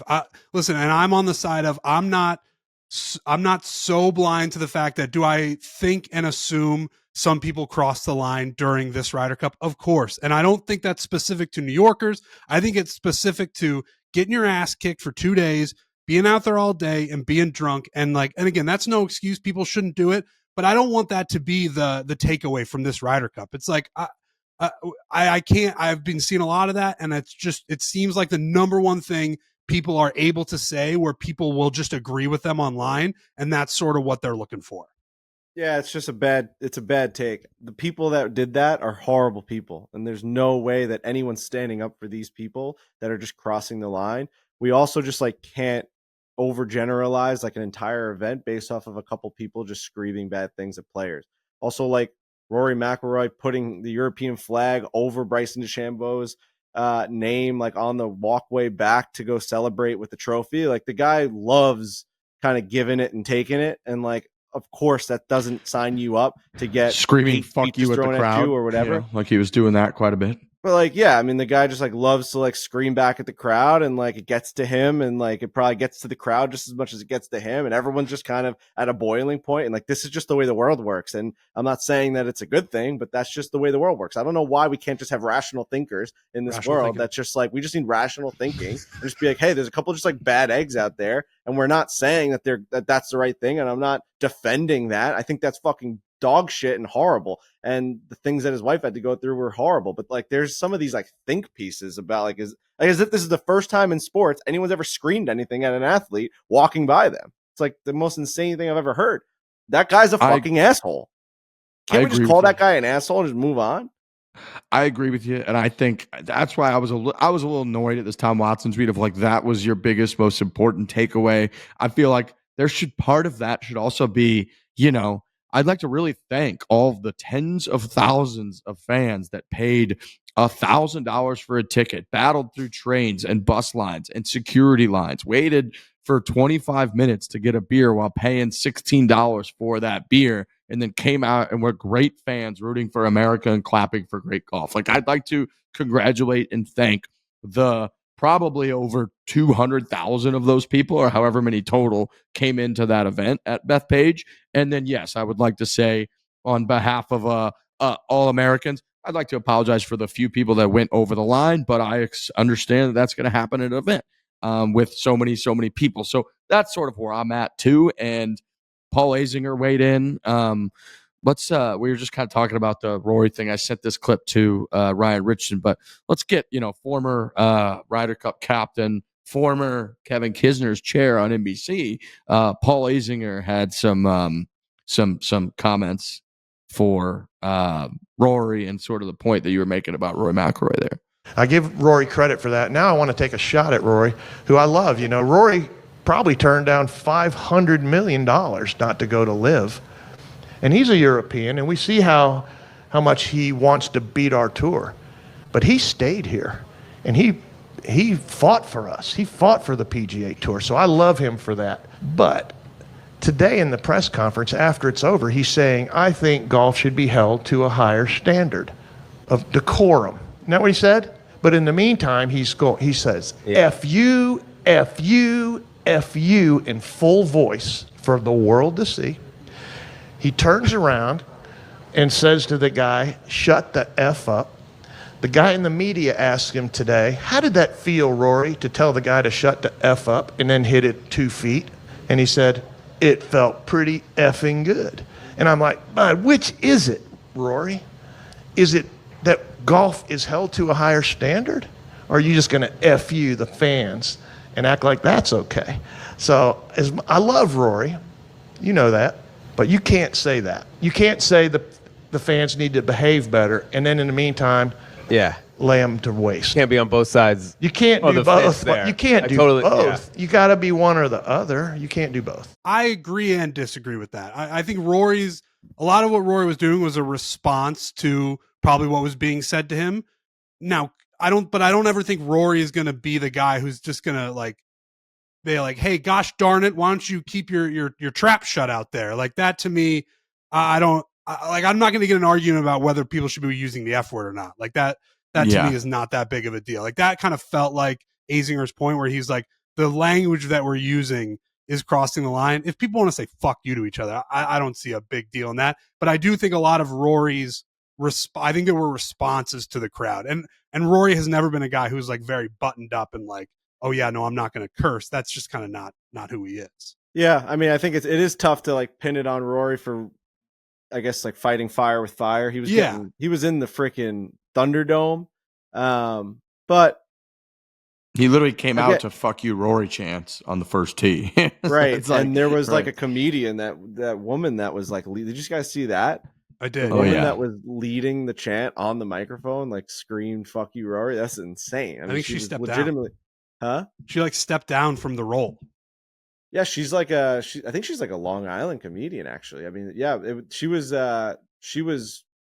hired by the She got caught PGA up. of You know, she America. just kind of got caught up in it. It's one Nobody of was those things. nobody was into the shitty chants, and then she realized everyone's into the "fuck you, Rory," and she just let it go. Yeah. She was like leading the popular thing, but yeah, she had to step down. That was She had to see you step later. down. It's just like you're in the Thunderdome, you're getting screamed at. Of course, like it's a, are you not? It's basically him saying, "Are you not entertained?" But he's just screaming, Mhm. "Fuck you." I kind of loved when he screamed "Fuck you" back. I thought that was pretty cool. Like, I mean, I do see Azinger's point though, where like I saw that clip, I'm like, oh shit, Rory's a dog out there. Like he's telling everyone to go fuck themselves. I got a picture up here on my wall when I went to Boston during the Islander Bruins series, and there was like 500 people in a bar all screaming at me and throwing things at me. We won the game, and I literally told them to go suck my dick. It's the best moment of my life.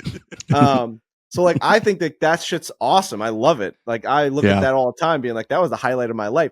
But then I wouldn't go, you know, I'm not going to go up onto a press conference table and be like, there needs to be like way more, you know, politeness and decorum at a bar during a hockey game. We're all just fans here. No, I want people like going crazy because I go crazy. I wanted Rory to almost lean into it, being like, that was awesome. I came in here as public enemy number one, and I dominated them. I told them to go suck me dry. Like that is what he did. Yeah. Then you can't then come out like holier than thou, being like, this is a game of class. This is a game of this and that. That's just a tough spot to be. We literally just watched you, in Azinger's point, we just watched you kind of feed into it. And then you're sitting here being like holier than thou, saying, you know, it shouldn't be that way. Well, turn the other cheek then. Turn thy cheek, Rory. Yeah, I think at one point he was saying, and I don't know if I ever actually heard him say it, but the announcers were saying that he was saying it, where it was like, you guys can kind of say whatever you want until I'm in my process trying to get ready for a shot. I think that's like when him and Shane were kicking people out. They were like, you can say things, but you can't have me over the ball and you be like disrupting. You're basically disrupting the sport, which we talk about all the time in the past, where it's like we're stunned in the game of golf that more stuff doesn't happen when a guy is over the ball or in his backswing, that people don't say anything. I think that was sort of what it was early on, and then it switched a little bit to, and I think a lot of it probably has to do with the things that were allegedly said to his wife. Like that would piss me off too, where it's like, you can come at me. I'm Rory McIlroy. I'm a pretty public figure. I'm a public enemy number one here in New York. I'm the guy who wants to take down the Americans on foreign soil. But if you're going to say shit to my wife, then like, I think we do, maybe some people got to take a step back and be like, have a little bit more class and just don't fucking do that, because that's stupid. No, I agree. Yeah. I think those people are pieces of shit. Yeah, I do too. And then I want to play this clip from Don Ray, who is heads up the PGA of America. This was all time. This was from Sunday, and this was he's the president of PGA of America. This was Sunday when he was asked about a couple of different things with the fans. Nice to see, especially because this week some of the fans' behaviour has perhaps crossed the line in some people's opinion. What have you made of that? Well, you got 50,000 people there that are really excited, and heck, you can go to a youth soccer game and get some people who say the wrong things. You know, we tell the fans is, listen, booing at somebody doesn't make them play worse. Typically, it makes them play better. And when our American players have to control the crowds, that distracts them from playing. So our message today to everybody who's out here is cheer on the Americans like never before, because that'll always get them to play better and get them out of crowd control and let them perform. What have you made of some of the fairly personal abuse, though, that has been hurled at Rory McIlroy in particular? I haven't heard some of that. I'm sure it's happened. You know, it happens when we're over in Rome on the other side, and Rory understands. I thought he handled the press conference yesterday amazingly. But yeah, things are like that are going to happen, and I don't know what was said, but all I know is golf is the engine of good. When he said, he goes, I haven't heard some of that. I don't know about all that. I don't know about all that, Mr. Microphone Man. I don't know about all that. It is true though. Like now, like, you know, Rory said they're gonna have a lot of messaging for the fans in Ireland to make sure that it's all pro Europe and not anti. It's like, dude, you're gonna get people out there screaming some crazy shit at the Americans. Brian Harmon came on our show and said that he experienced it during the Open. It's been well documented that no matter what sporting event you go to in the year 2025, people are going to be screaming absurdities and obscenities at you because this fucking world we live in sucks ass. And like everyone is just insanely hostile. And it's just, you throw 50,000 people together, you're going to get chaos, man. One last point I'll have about the fans is I do feel bad, and something I didn't really experience because luckily we were doing some shows, we did some DraftKings appearances, we were kind of bouncing around the property, and then we did have some hospitality on 18 that we were like really, really lucky and fortunate to be able to kind of enjoy. Or I was, and I know you were on 17 rigs, and like we were able to like enjoy in the shade with air conditioning. It's something that like for sure I knew I was extremely lucky to be in there because outside was chaos. Like being able to, I didn't see any golf. Like not one match went to 18 that mattered. So like so other people probably had a better experience than me in terms of actually watching the golf. I basically went to the Ryder Cup to watch it on TV. But like I was seeing a lot of people now complaining that so many hospitality tents took up a lot of the build out that if you really look, and we played Bethpage, and I didn't even recognize, I actually did at one point. I said, man, this almost feels like minimalistic build out in terms of grandstands, like where the actual fans can gravitate towards. It was all these like stadium build outs on 15, 17, around 16, obviously on 18 and 1, but there was not that many grandstands where you could actually just like go up in a grandstand, sit on a bench and watch golf. So like everyone was super frustrated. It was when I was on 11 on Sunday and I looked behind me, I was behind a green. Behind me was like rows of like 40 people deep trying to see one green. And like that is that situation where you spent all day, you're in the heat. And again, we're not defending any of this, but this is just like the way the world works. That is just chaos behind me. And someone in that crew is just going to scream like, fuck you, Rory. Like, I'm fucking pissed off right now. Like, it's chaos out there, man. Like, it was almost just like maybe poor planning or building. Like, no one was like happy. Everyone was just like agitated. I guess that's my final point. Everyone was just angry all day. I was in that all day Friday with my parents, pretty much. After we did our DraftKings Q&A, we finished up around like noon on Friday, and then we had all afternoon. We had no hospitality, and we just went and walked around, and we didn't see any golf. We took forever to get drinks, and you're right. And I get that. I understand going into a Ryder Cup. I've been to 3 now that like there's only 4 groups on the goddamn golf course all day Friday, all day Saturday at any given time. So it's hard to see golf.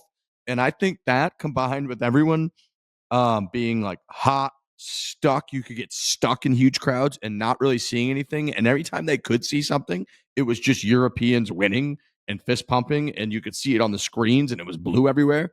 It was just the worst recipe ever. It doesn't justify the worst of the worst. But at the beginning of Don Ray's comments there, where he's like, you got 50,000 people out there, even at a youth soccer game, you have people saying ridiculous shit you shouldn't be saying. So if you get 50,000 fans, that's just going to be a little bit inevitable. And that's kind of what we talked about a lot on last show. So I guess I would like to see a little bit more defense of the fans, not the worst of the worst, but just in general. I think like everybody going out there and supporting the event and spending all of that money and spending money on drinks, spending that much money.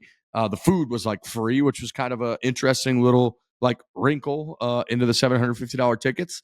You know, we talked about this a lot with my dad, with a bunch of my buddies. The fact that every single golf tournament hasn't adopted the Augusta National model of walk in one side, walk out the other side when it comes to concessions, I will just never understand. I simply don't understand it. I do understand that Augusta has the same venue. They have unlimited money. They get to build all these permanent structures. They have decades of data on people flow, so they're able to perfect it better than a place that goes to a spot once every 10, 20 years, whatever it is. I understand that. However, the fact that the concessions alone remain to be a situation where everyone lines up pointing towards one thing and then just has to turn around and like somehow go back through, and it turns into this congested mess when there is just ample evidence of the concessions at Augusta where you walk through, they have like 3 different lines on both sides of the lines. They have the food options. They have the drinks are already pre-poured in there. You grab them. They have like 7 people at the end of that line that are doing the registers, and then you walk out the other end of it. I simply don't get why concessions haven't figured that out at every other golf tournament. It's amazing how much more efficient it is at Augusta. I think the first sporting event or like football stadium, baseball stadium that figures that out will be the greatest. Like that will set the precedent going forward, because at a golf tournament, it absolutely makes sense. The fact that like you're saying, you just stand in a line and then you have to turn around is insane. But if they can figure out how to do it, just the walkthrough at every major sporting venue in the country, the world will be a better place. And they just, the Masters has been doing it for so long. Somebody smarter than me who knows architecture and went to school for it, figure out how to design these stadiums and these ballparks and these golf tournaments where every single one is a walk and grab. And the world will just be 0.05% better, and we'll all like each other 0.05% more. I gotta give a shout out to my guys over at UBS Arena, even though I wish it was at, of course, where the Coliseum was. It's an unbelievable arena. They figured out a way where you kind of go in, all the beers are in the refrigerators, all the food is there, just like you would have at Augusta. You grab it on your own, you go to the cashier, you check out, and you're on your way. That whole system is infinitely faster than waiting online, ordering food. Can I get the popcorn? Can I get the Cracker Jacks? I'm just grabbing it all myself, bringing it to a table. She's checking me out, or he's checking me out within seconds, and then bang, I'm back to my seat. The bathroom lines is another story. We've never really figured out how to stop bathroom lines from being really, really long. I think that's just because people take long poops and pees. I think UBS has the most bathrooms in any hockey arena, and still the lines are outrageous. It's insane. But the food, I think that's the new way, where you gotta trust the people to grab it on their own, and then you just like bring it to a checkout desk, have enough checkout desks, and then you're on your way. Aren't there like Amazon stores out there? And I could have that part wrong, but where you just walk into like a grocery store setting, you pick up what you want, and then you just walk out, and there's something on your phone that just charges you. That's probably the future. Well, you check in with an Amazon like Prime, whatever it might be, whether it be a card or like your phone. Once you walk in, it like heat sensors you wherever you walk around the store, and it knows exactly what you've grabbed. And then like as you grab it, and then when you walk out with it, it just charges you for all that stuff. It's so technologically savvy that you can put it back. You can take grapes off, look at the grapes, put them back, and then walk out. It won't charge you for the grapes. I don't know how those aren't the right grapes. But that's right. That's the future. Once they just figure that out, then every store will be like that. Unfortunately, we're going to get rid of a lot of cashiers. There's not going to be as many cashier jobs. But if you can just walk into a store, pick up a bunch of stuff, and then walk out and it charges you, I mean, that's seamless. That's the dream, man. That's the absolute dream. So yeah, that part of it was a little, the part that I did like was they had food was included in your ticket. And that was actually pretty damn efficient. I went to a couple different market areas. There was like one time we went there where it was in between sessions, so it was like the worst time to go, and it took a while. But every other time, you could walk right up. They had a bunch of like sports drinks, waters, like Cokes on the right with a bunch of huge fridges you could just grab. And then they also had coming out like 6 different kind of windows where they were just sliding cheeseburgers, brats, hot dogs out, and you could just grab them. And then they had a little thing with snacks. They had chips. You grab whatever you want. You just walked out. You didn't have to pay because it was included in your ticket. That was an improvement. And that part was efficient. But the bar, getting any kind of drink was a nightmare. It was just the stand in line towards a wall. And then like they had people back there and you're trying to get this. People's credit card aren't working. They grabbed the wrong beer. It was just a mess. It took forever. So that part, I think they have to tighten up. But yeah, I think, I think overall there's a lot of discussions. It'll be incredibly interesting to see sort of where we go from here, where Team USA goes from here.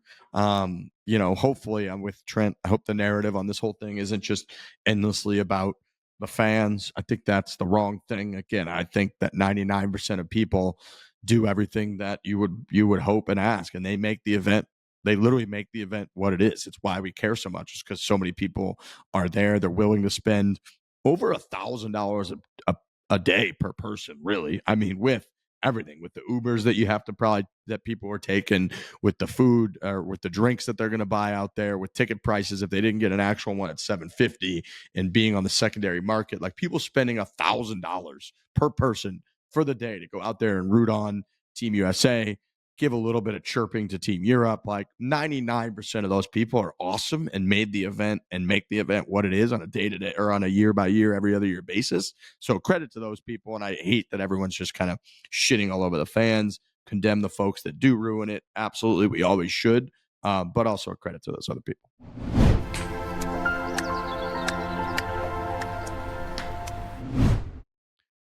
Adidas golf, man.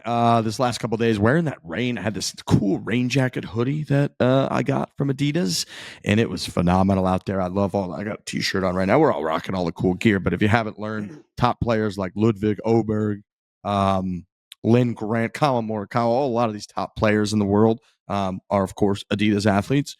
We are too now, and I can't wait to roll out some of this fall gear. I got a pair of brown pants. I got some sweaters. I got all kinds of good Adidas golf gear, gentlemen. My FedEx driver asked me, what's been going on with Adidas? Because I ordered so many things for friends and family that you wouldn't believe how many boxes came here. It's laughable because everyone wants a little piece of it. They all want 3 stripes on them. The fact that we are 3 stripes, everyone's very proud of it. We talk about that at length, like just the type of brand it is, what it means, how global it is, how iconic it is, the fact that we are associated with them. So many people in my life are so proud of that, that I'm actually like ruining the FedEx driver's life with how many times he has to keep coming back because they're all coming in different parcels and packages. But I have thoroughly enjoyed the arsenal of stuff that we were able to choose from in terms of like the hoodies, the pants have been super, super comfortable. The shoes has been the biggest part for me. Those Adidas Tour 360s are by far the best golf shoe ever made. I will stand by that. I think that I thought that when I was in high school golf. I know when they first came out, they were always labeled as the best golf shoe ever made, and that has held true. They are so freaking comfortable. I wore them yesterday. I took right out of the box. Tour 360s, white on white, so clean. Didn't even feel like I was wearing shoes after playing 36 holes of walking. Unbelievably comfortable. You don't have to break them in. They are already perfectly comfortable. And they got those little soft spikes on the bottom that it makes you feel like you're really dug into the ground. There's just something different about them. You feel like a golfer, man. You feel like it's bringing you back to like, this is why they made spikes. This is why they made golf shoes. There's a reason for it. It's not just to look good. They're like, you want to be like one with the ground. You want to be connected. You want to be freaking strong and sturdy. There's something about those things, man. I play better golf in them. I really do. I love the Adidas golf shoes. Adidas. Adidas is the official golf apparel and footwear partner of us right here at Fore, and that includes their new Originals golf range, inspired by classic Adidas heritage and elevated with bold premium style. It's made to perform and built to stand out on and off the course. So check out the newest drop. Make sure you check out those drops. Shop Adidas' latest golf gear at www.adidas.com/golf. Once again, check out the Originals line. I like it a lot. Got a ton of compliments when I was wearing it last week. You got to like showing a little range, and Adidas Golf's going to help you do that. So once again, shop Adidas' latest golf gear at adidas.com/golf.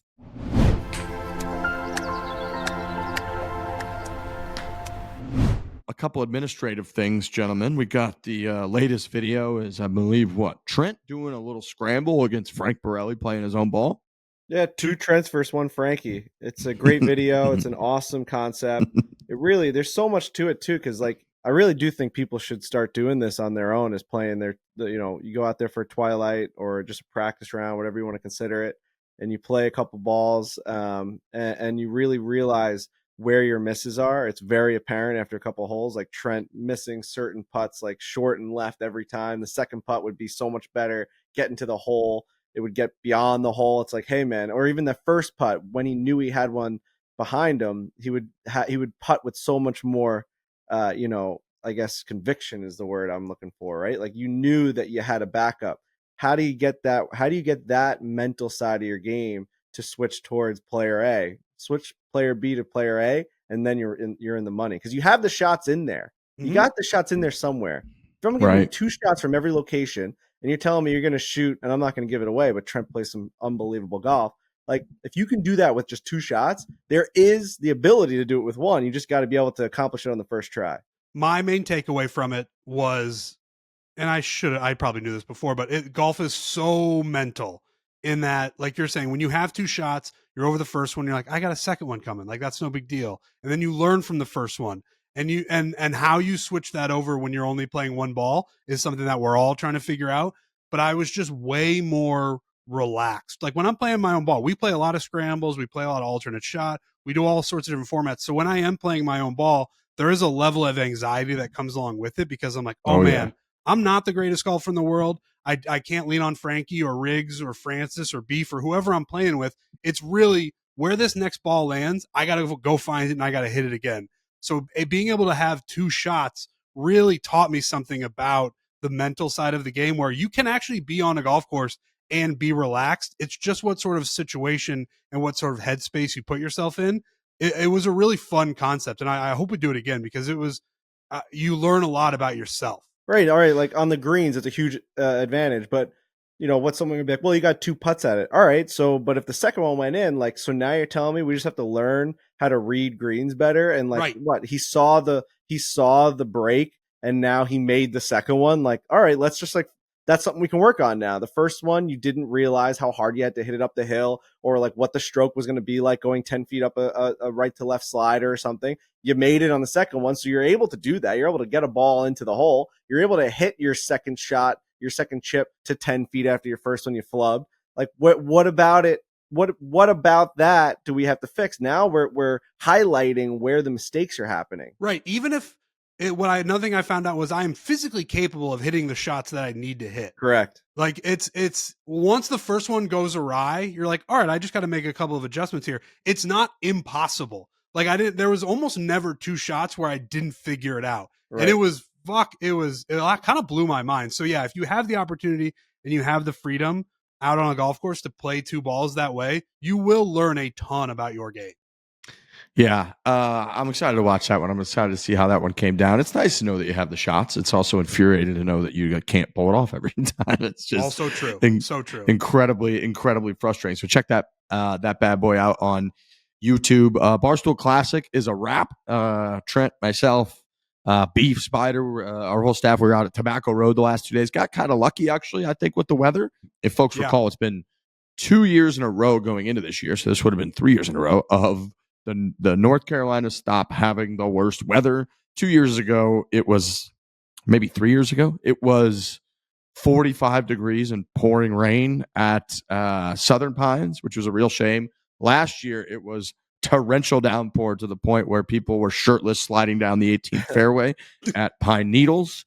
And then this year, they were saying they haven't had rain here in like 2 months, really. And the outskirts of this hurricane that's kind of going up the east coast of the United States had just forecasted for rain. It definitely rained Monday more so than Tuesday, but overall it was very, very playable, kind of enjoyable out there all day Monday. Had a couple maybe 10, 20-minute stretches of like downpour. The rest of it was fine. And then yesterday, Tuesday, was actually pretty nice the entire day. There was a little bit of rain, but overall it was like cloudy and 70 degrees and very nice. Tobacco Road is so awesome. So people had great attitudes out of there. A lot of people making a trip out of it, doing kind of the Pinehurst area, playing Tobacco Road, and had a great time. We got merchandise in the Tobacco Road shop. I actually bought the quarter zip that we were trying to.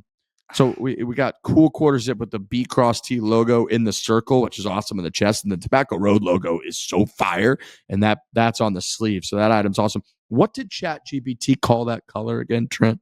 Dude, I wish I could remember. I'm pulling it up again to try to see if I can get it.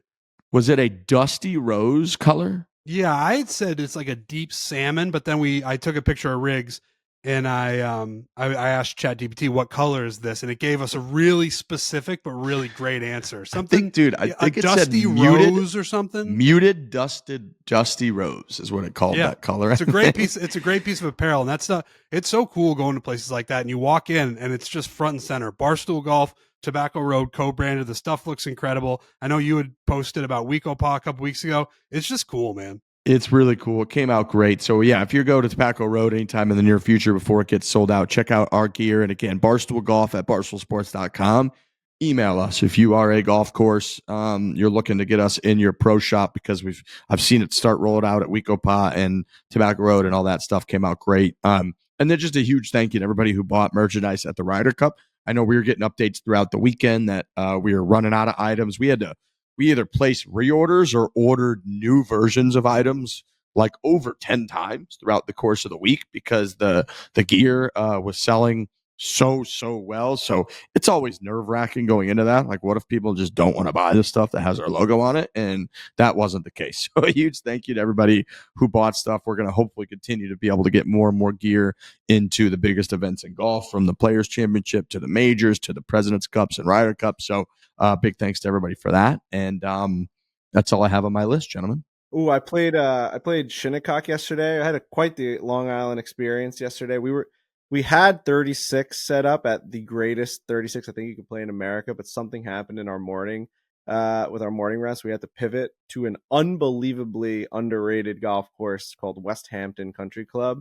They call it the Forgotten Hamptons Club, and I think it's like for pretty good reasons, right? Like the membership there likes it to be kind of like a hang and like a boys club, and like it's really, really, really fun like atmosphere there, as opposed to like the other ones down the block are super prestigious, impossible to get into, all that. But this club is really old school. Like, look, it reminded me of being in England, like Prestwick, where it was this like Hampton style decor on this clubhouse, but like a square first tee box, and the whole clubhouse went around the first tee box. Basically, it was awesome. I really fell in love with it, and like a little patio outside that you would be able to sit outside and watch everyone tee off.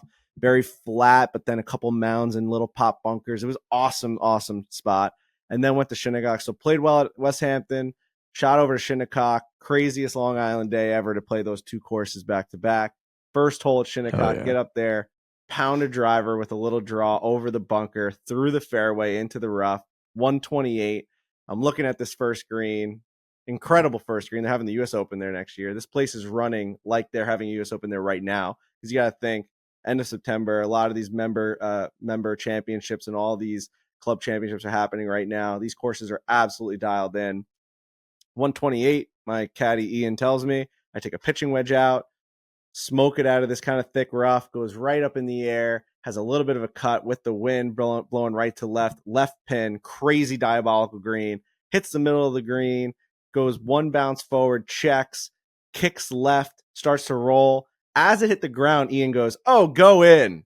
It starts to roll, hits the pin and just drops, disappears. 128 yards, eagle, -2 at Shinnecock through one. I'm jumping up. Dude, it was crazy. Like, I'm jumping into Ian's arms. He filmed me walking up to the hole because he's like, this is fucking cool, man. He's like, holing out on hole one with the clubhouse behind you. This is a U.S. Open venue. You just drained it from 130 yards out. Like, that's a fucking hole-in-one feeling. Walk up there, grab the ball. I'm like, eagle, go on to just bogey the next 4 holes. Like, I'm now 2 over through 4 holes. I can't even believe that I started -2. But yeah, no, just an incredible day out there. There is no better inland golf course than that place, man. Like, I mean, it's so recency bias, but 71 degrees with the September, like, fall foliage browned out fescue which is only there like for a couple weeks at Shinnecock, and Lynx Gems loves to post it right now. It's that dark brown mixed with that vibrant green. It is a sight that you really can't even describe how good that is, with the beautiful clubhouse always overlooking. It's such an unbelievable day. Played with our guys from TaylorMade, Michael Barbuti, and Will Stevenson. They tasked me with giving them a good Long Island golf day, and boy, did I give them a good Long Island golf day. You delivered. We finished at Borelli's, and watched the Yankees lose a just absolutely disastrous game to the Boston Red Sox. Talk about like Keegan Bradley being a captain, just like the worst managerial decisions you'll ever see Aaron Boone make after years of being, torturing Yankee fans with his managerial decisions, taking out Max Fried, and the announcers are like, maybe he's saving him for, in the next series, he's going to have to pitch 3 times. It's like, dude, we got to win this series first. He's got 101 pitchers. He's absolutely dicing these guys up. You can't take him out, not hitting Ben Rice, the whole deal. Bases loaded, no outs against Chapman. We don't score a run. Really bad. Really, really bad stuff. So great day, horrible ending to the night. Just had to say, yeah, that's my first hole out. Yeah, like I don't even remember when the last. What a start that is. Just it's such a good feeling watching that ball disappear, dude. Awesome feeling. Let's get that on a par 3, Let's get that on video on a par 3. No cameras. Brutal. Yeah, that sounds awesome though. Yep. Outside of the Yankees loss. All right. Big thanks to everybody listening. As always, big thanks to Ryan Richardson on the 1 and 2s behind the scenes. A huge thank you to our partners, to our sponsors, Chevy, Sport Clips, Rocket Money, Brex, Body Armor, and of course, Adidas, which we're all rocking Adidas gear. I'm going to go throw on some of my fall gear now and go play Pinehurst number 10 and film a couple 9 and 90s. So I'm excited to get out there. But everybody enjoy the weekend. That's that time of golf. So hopefully we kind of figure out a new direction for Team USA in the Ryder Cup. But enjoy that weekend. We'll be back next week. Per usual, hit it hard. Hit it hard. Hit it hard.